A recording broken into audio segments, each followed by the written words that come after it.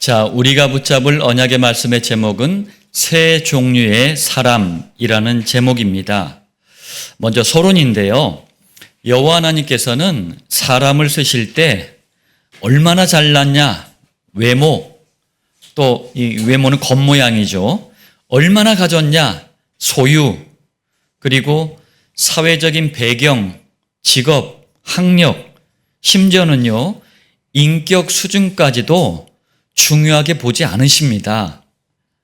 여호와께서 사람을 쓰실 때 가장 중요한 기준은 그 사람이 예수가 그리스도라는 복음을 알고 믿고 따르는 사람이냐, 이것이 유일한 기준입니다.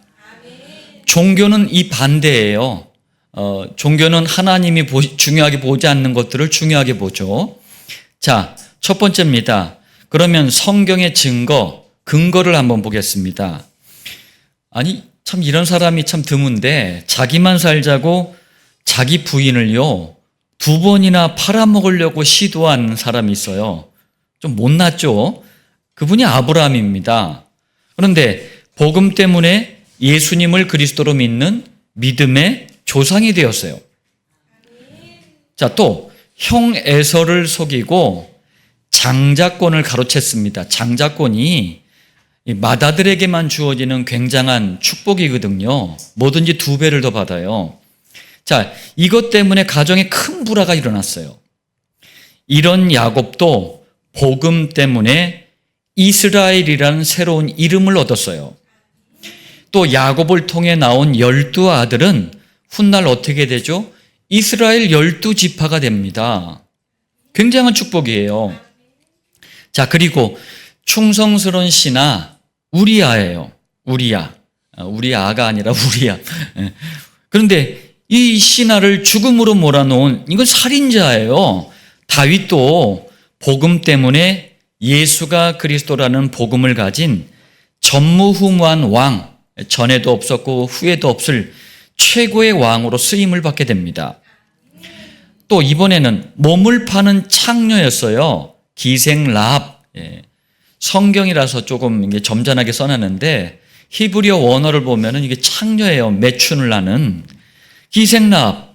또 살인자 모세. 다들 한결같아 이상해 다들. 스데반 집사를 돌로 쳐 죽이는데 이 직접 참여하지는 않았지만 간접적으로 살인을 했던 바울, 또 도둑이었던 오네시모, 싹 다요 복음이라는 유일한 기준을 가졌기 때문에 여호와께 쓰임을 받을 수 있었어요. 두 번째, 교회 역사, 이제 교회사를 통해 증거를 보겠습니다. 자, 12가지 고질적인 질병을 가지고 있어서 별명이 걸어다니는 종합병원이에요. 그런데 이 사람이 존칼빈인데 복음 때문에 초대교회 이후로 사라진 예수가 그리스도라는 복음을 회복을 시킵니다. 또 가장 성경적인 신학, 이걸 정립을 하도록 축복을 하셨어요.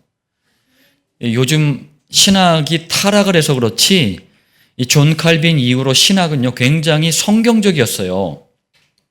자, 이번에는 너무 가난해요. 초등학교를 중퇴를 했어요. 구두 수송공으로 일을 하고 있었습니다. 그분이 드와이트 라이먼 무디예요. 자, 복음 때문에 이분에게 100만 명의 영혼을 구원하는 축복을 누리게 하셨어요. 세 번째입니다. 그렇다고 여러분 오해는 없어야 됩니다. 아주 찢어지게 가난하고 막 못 배우고 막 살고 막 사람 죽이고 막 도둑질하고 막 그러면 쓰시는구나. 그 말이 아니에요. 창세기 3장에서 시작된 원죄, 사단, 지옥의 심각성을 모르고 살다가 예수님은 그리스도시구나. 이 복음을 믿고 회개를 한 거예요. 그러면서 인생을 여호와 하나님께 드리기를 또 내가 결단해야지. 이런 사람을 쓰신 겁니다. 이런 사람에게는 새로운 신앙, 인생의 도전 앞에 설 수 있도록 새 힘도 주시고 모든 문을 여시는 거예요. 이것이 복음 때문에 사람을 쓰시는 여호와 하나님의 유일한 기준이에요. 자, 서론 말씀을 여러분들이 붙잡고 오늘 본문은 예수님께서 죽은 나사로를 살려주신 것에 대한 감사 때문에 나사로 가족이 계획을 세워서 예수님을 위한 잔치를 베풉니다. 그런데 오늘 본문에는 예수님을 중심으로, 이 예수님을 위한 잔치를 중심으로 세 종류의 사람이 등장합니다. 자, 본론 첫 번째입니다. 자, 첫 번째 종류의 사람이에요. 복음을 위해 충성하는 사람이 있어요. 여러분, 충성이라는 게 뭐냐면은 신앙과 인생이 오직 그리스도가 되어 있는 사람이에요. 그게 바로 나사로와 그의 가정이었습니다. 나사로의 가정을 보면은요, 복음을 위해 충성하는 사람이 어떤 사람인지 그 모델을 보여주고 있어요. 우리가 막 모델 보면서 뭘 따라갑니까? 아, 옷을 저렇게 입는구나. 이거 따라가잖아요. 마찬가지로 충성자의 모델이에요. 자, 무슨 말인지 좀 보겠습니다. 첫 번째로 나사로 가정은 많은 사람에게 칭찬받고 사랑받는 가정이었어요. 왜 그렇죠? 지금까지 그리스도이신 예수님께 도움도 받고 질병도 낫고 이런저런 감사한 일들을 체험한 사람들이 한두 사람이 아니에요. 아주 많았어요. 그런데 나사로처럼 너무 감사해서 예수님을 초청해서 잔치를 베풀고 예수님께 아주 귀중한 대접을 한 가정은 성경에요, 나사로 한 가정뿐이에요. 우리가 많은 생각을 좀 해야 됩니다. 저나 우리 전도자들도 어떤 대가나 대접을 바라지 않아요. 은혜로 복음을 받았으니 은혜로 복음을 전합니다. 그것도 감사하는 마음으로 전해요. 그런데 복음을 받고 정말 마음 깊이 감사하는 사람들도 있어요. 그런데 언제 그랬니? 쥐가 잘나서 되는 줄 알고 딱 외면을 하더라고. 당시에도 대부분의 사람들이 복음의 은혜를 입을 때는 아멘 막 그래, 막 감사합니다 막 이래. 그러다 상황이 나아지면 모른 채 해버리는 거예요. 그래서 이런 나사로 가정을 예수님은 특별히 더 사랑하신 거예요. 요한복음 11장 5절, 예수께서 본래 마르다와 그 동생과 나사로를 사랑하시더니. 자, 그리고 많은 유대 교인과 바리새인들은 예수님의 실수라도 찾으려고요, 너무너무 귀찮게 했어요. 함정을 막 파질 않나, 그런 함정 말고 이제 막 곤란하게 만드는 그런 함정, 괴롭힘을 줬는데 예수님이 나사로 가정에만 오시면 그야말로 편하게 쉬실 수 있는 그런 가정이었어요. 예수님에 대한 충성이 아주 특별했던 거예요. 그래서 예수님은 나사로를 요한복음 11장 11절 우리 친구라고 말씀하셨어요. 예수님께서요, 성경 어디에도 이런 말씀을 하지 않으셨어요. 여러분도 이 축복을 받길 바랍니다. 예수님이 여러분을 친구라고 생각하도록. 자, 또 나사로 가정은 수많은 유대인에게 사랑받고 신뢰받는 가정이었어요. 신뢰라는 게 뭐예요? 저 사람은 믿고 의지해도 돼. 이게 신뢰 아닙니까? 그래서 요한복음 11장 19절 많은 유대인이 마르다와 마리아에게 그 오라비의 일로 위문하러 왔더니, 무슨 말이죠? 나사로가 죽었잖아요. 그래서 수많은 유대인이 찾아와서 위로를 한 거예요. 그동안 나사로 가정이 수많은 유대인에게 사랑을 베풀고 섬기고 도왔기 때문이에요. 또 인간관계도 참 좋았어요. 요한복음 11장 33절 함께 온 유대인들이 우는 것을 보시고, 무슨 말이에요? 위로하러 온 정도가 아니라 수많은 사람이 나사로의 죽음을 슬퍼하면서 운 거예요. 여러분, 아무 상관도 없는데, 별 관심도 없는데 사람이 죽었다고 우리가 울지는 않잖아요. 정리하면 나사로 가정처럼 많은 사람에게 칭찬받고 사랑받는 것이 여러분 전도의 큰 문으로 연결되는 거예요. 우리도 복음을 잘 전해야 되겠지만 많은 사람에게 칭찬받고 사랑을 받는 성도가 되길 바랍니다. 자, 두 번째입니다. 이런 나사로 가정이 예수님께 감사하면서 잔치를 베풀었어요. 여러분, 한 가정에서 잔치를 베풀 때는 보통 가족이 의논을 하잖아요. 계획을 세우잖아요. 마찬가지로 나사로 가족도 예수님께 너무 감사해서 계획을 세우고 잔치를 베푼 거예요. 무슨 말이죠? 나사로 가정은 감사를 아는 가정이에요. 또 은혜의 보답을 할 줄 아는 가정이에요.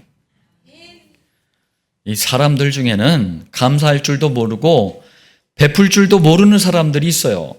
내가 돈이 어딨냐 이러면서 막 눈을 풀어요. 아닙니다. 우리가 먼저 진정으로 베풀면은요, 그 받은 그 사람도 자꾸 우리에게 이런저런 정보를 주는 거예요. 이런저런 길로 자꾸 안내를 해주는 거예요. 그럼 자꾸 길이 열리는 거예요. 하나님도 베푸는 사람을 축복하시는 거예요. 모든 성도는 감사할 줄도 알고 베풀 줄도 아는 그런 성도가 되시길 바랍니다. 자, 이렇게 잔치를 열고 예수님을 초청했으니 각자 할 일을 이제 배정을 받은 거예요. 그러면서 최선을 다해 섬깁니다.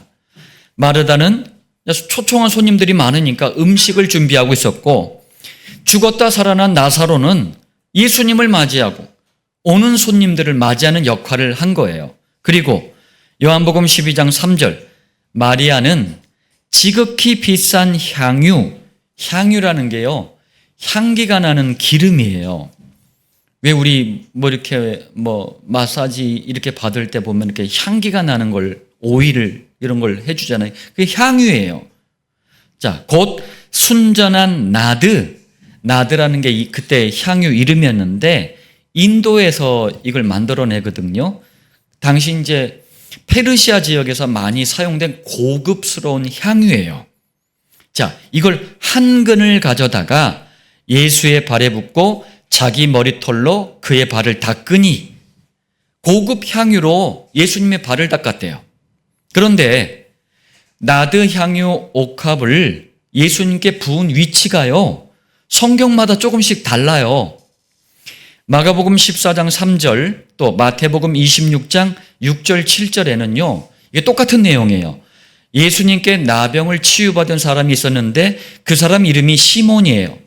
시몬의 집에서 예수님을 위한 잔치를 베풀었어요. 그때 어느 여자라고 돼 있어요. 어느 여자가 향유 옥합을 깨뜨려서 예수님의 머리에 부었다라고 돼 있어요. 여자 이름은 나와 있지 않지만 우리 정통신학에서 또 우리 믿음의 선배들은 향유를 머리에 부은 여자가 마리아라고 얘기를 합니다. 저도 맞다고 봐요. 앞뒤 정황이 맞아요. 또 마가복음 14장 8절, 이번에는 똑같은 마가복음 14장이에요. 똑같은 시몬의 집인데 이번엔 예수님이 입으로 뭐라고 말씀하시냐면 마리아가 향유를 몸에 부었다라고 말씀하셔요. 위치가 다르잖아요. 머리, 몸. 그리고 오늘 본문 요한복음 12장 3절에는 마리아가 향유를 어디에 부었대요? 예수님의 발에 부었대요. 무슨 말이죠? 향유를 부은 위치가 각각 다른 이유는 마리아가 비싼 나드 향유 옥합을 깨트려서 예수님의 발에만 부은 게 아니고 머리에도 붓고 몸에도 붓고 그리고 난 후에 발에도 붓고 자기 머리털로 씻겼기 때문이에요. 한마디로 온몸에 부었다는 얘기예요.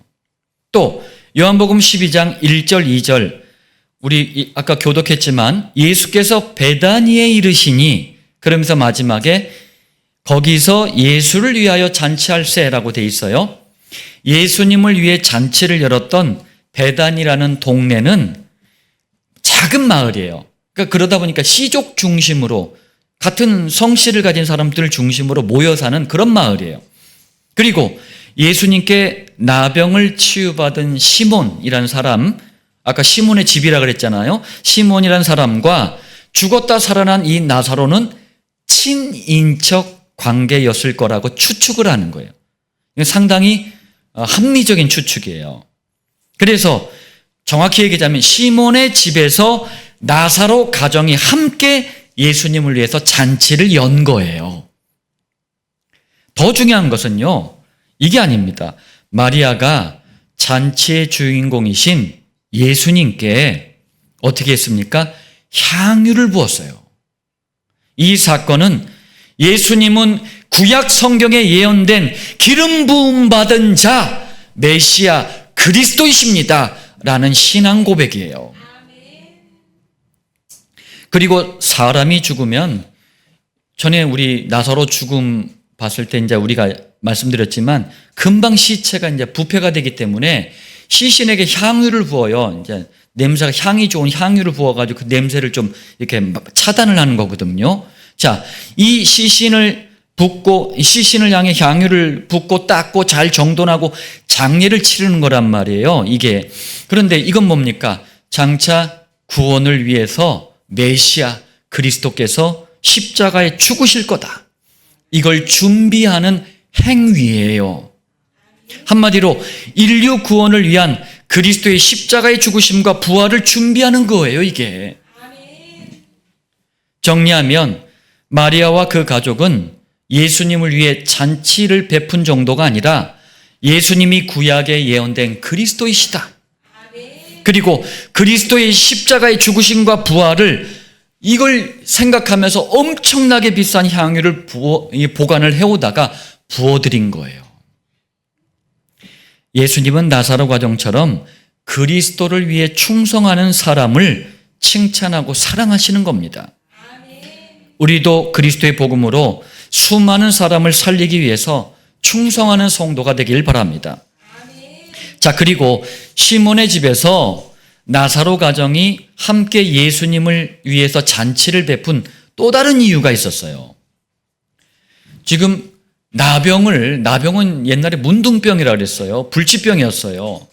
그런데 나병에 걸렸던 이 시몬이 치유받은 것도 대단하지만 이거보다 몇 배 더 센 게 뭡니까? 3일 동안, 사흘 동안 죽어있던 썩어서 냄새가 나는 나사로가 살아난 거는 너무 충격적인 거예요. 그러니까 충격적인 이 나사로가 살았다는 소문이 예루살렘과 유대사회 전체에 퍼져버린 거예요.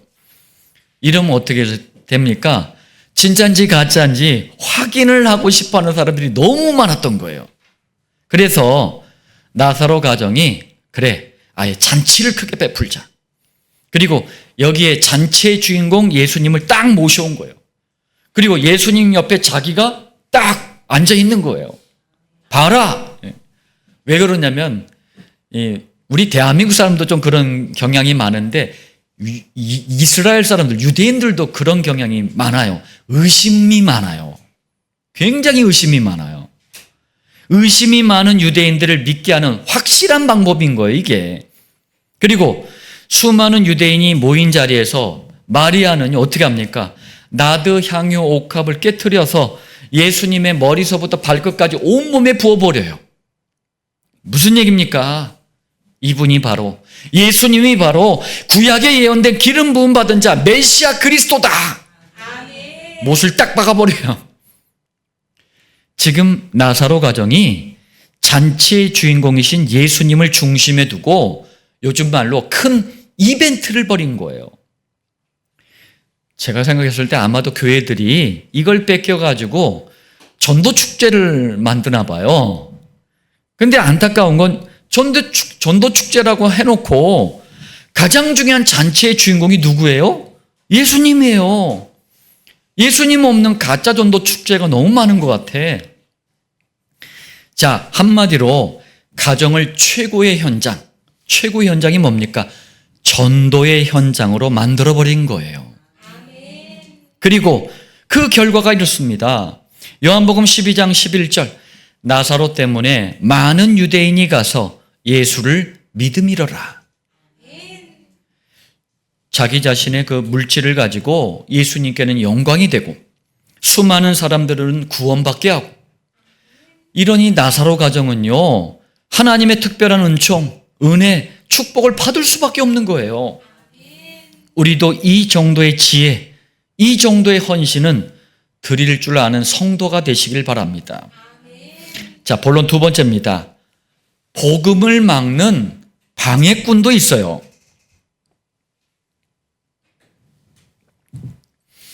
나사로 가정처럼 충성하는 사람도 있지만 복음에 대해서 표현이 그런데 쥐뿔도 몰라. 아무것도 몰라요. 그러면서 오히려 복음을 막고 방해하는 복음의 방해꾼 가룟 유다도 있습니다. 첫 번째입니다. 가룟 유다가 말합니다. 요한복음 12장 5절, 이 향유를 어찌하여 300데나리온에 팔아. 이 300데나리온은요, 노동자의 1년 월급에 해당되는 금액이에요. 현재 화폐 가치로는 2,400만 원 정도 됩니다. 대단히 많죠. 자, 그러면서 뭐라고 하죠? 가난한 자들에게 주지 아니하였느냐? 무슨 말이에요? 여러분, 이게 지금 전도 현장을 그야말로 구제, 봉사 쪽으로 몰고 가버리는 거예요. 어려움에 빠진 사람들을 돕는 게 나쁘다는 얘기가 아닙니다. 전도 현장이란 말이에요. 안산에 여러 교단 목사님들을 만나가지고 서로 어떻게 전도하는지를 대화하는데 한 몇 명 됐거든요. 이분들이 다 한 번씩 해봤나 봐. 붕어빵 굽는 기계가 있고 붕어빵을 아주 잘 굽는 스승 목사님이 계신데요. 붕어빵 스승님이 계신데요. 그분이 요즘 아프셔가지고 요즘 제자들한테, 목사 제자들한테 전달을 못 시켜가지고 안타까워하더라고요. 전도가 구제 봉사로 가버린 거예요. 여러분, 그리스도의 증인의 현장, 구원의 현장, 구약의 모든 예언이 성취되어지는 현장, 곧 예수님이 그리스도라는 복음의 현장을 구제, 봉사 쪽으로 몰고 가는 거예요. 전도 현장을 이건 망치는 겁니다. 가룟 유다는 예수님과 함께 다니면서 완장 차고 막 폼이나 잡고 막 예수님 옆에서 또 헌금함을 또 담당했네? 이러면서 도둑질이나 했지 예수님이 그리스도라는 복음을 전혀 깨닫질 못한 거예요. 저희는 그래서 이것 때문이라도 교회 처음 나온 새가족에게 봉사 구제하라고 시키지 않는 거예요.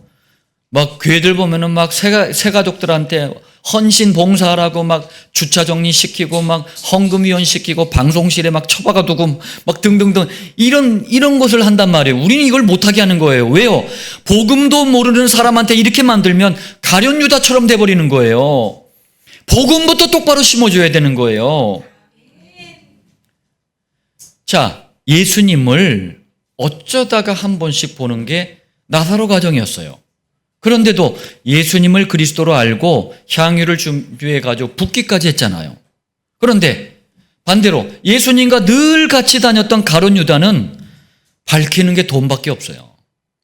이 중요한 현장을 망치고 있는 겁니다.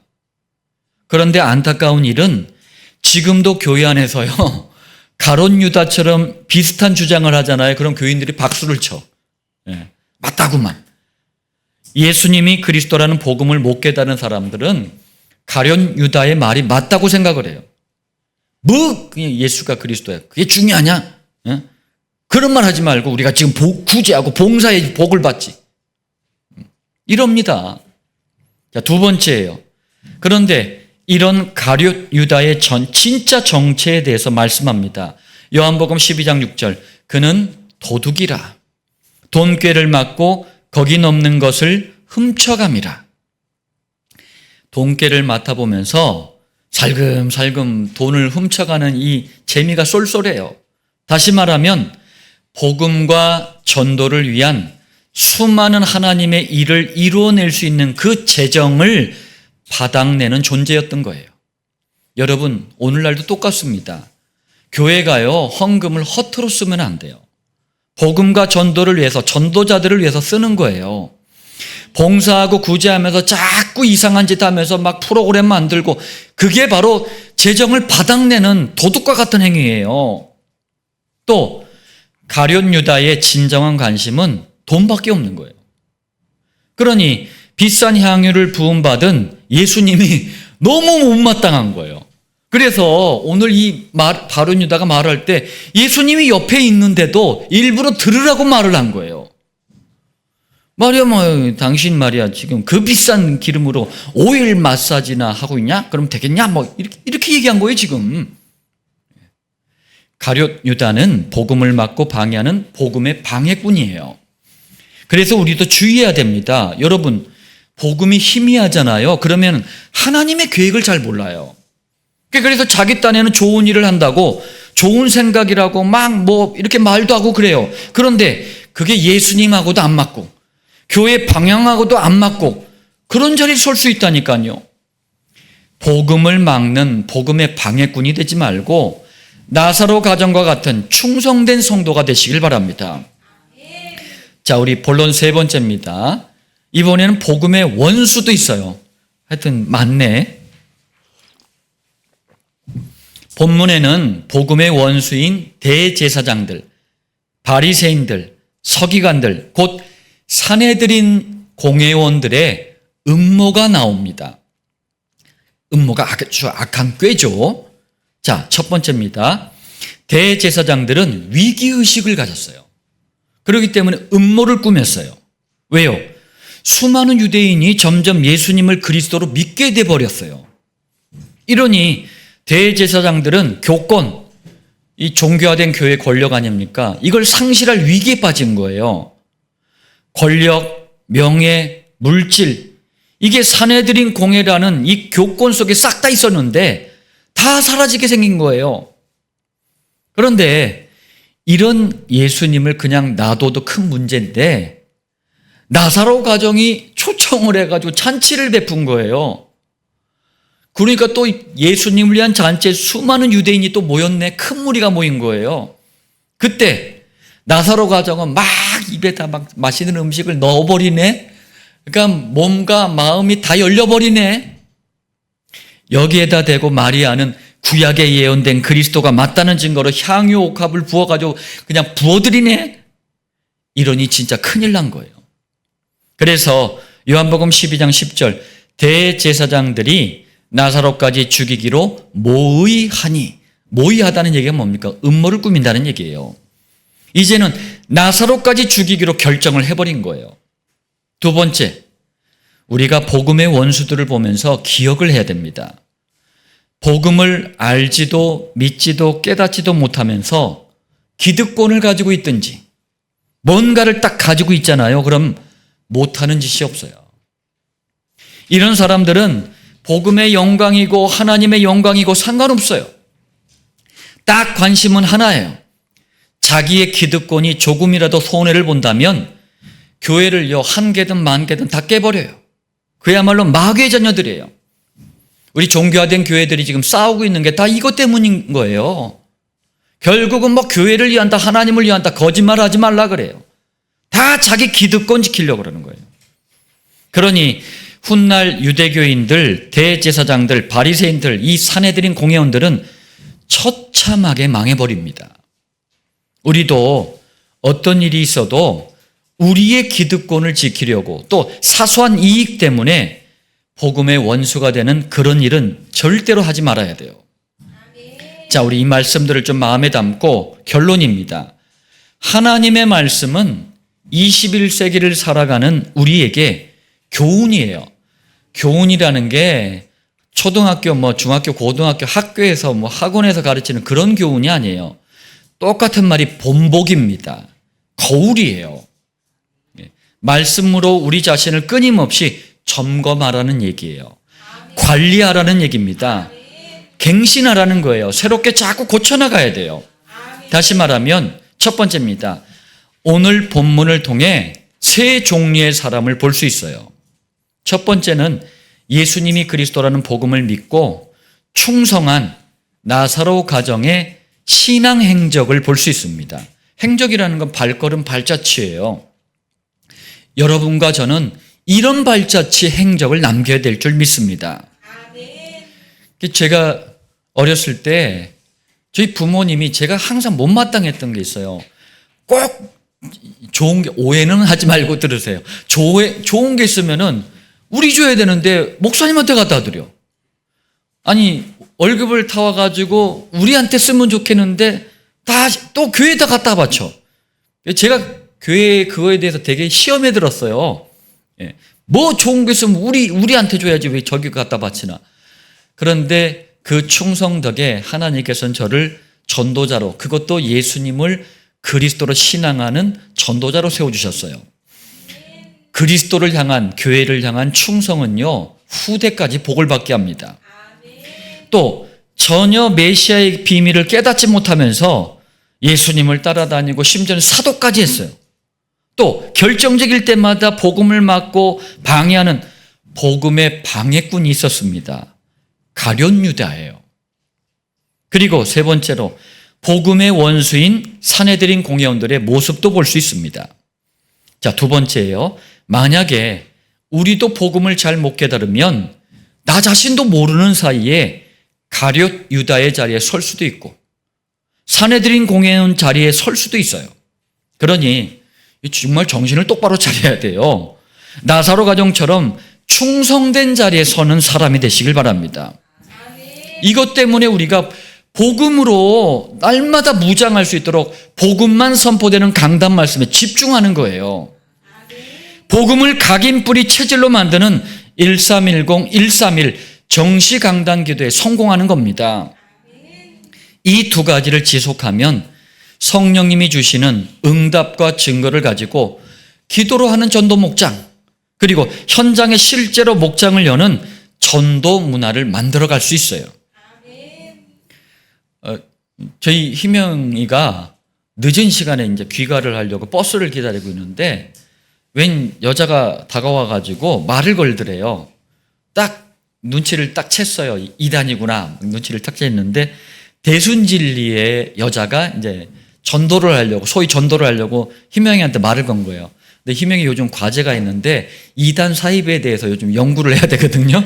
그래서 잘 됐다 싶어가지고 이제 응해 준 거예요.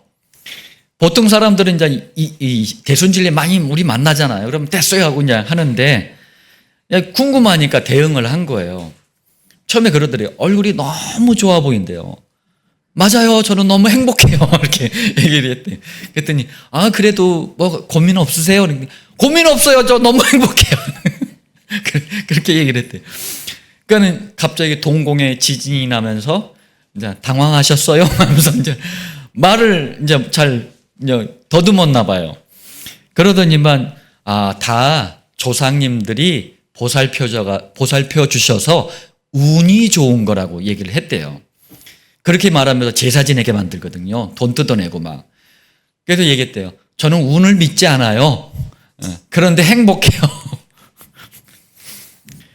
할 말이 없다고 하면서 계속 행복하게 잘 사세요 하면서 갔다라고 얘기를 하더라고요. 여러분, 우리 그루터기 때부터 복음과 기도와 전도의 비밀을 붙잡고 있으면 흔들리지 않고 해답을 줄 수 있습니다.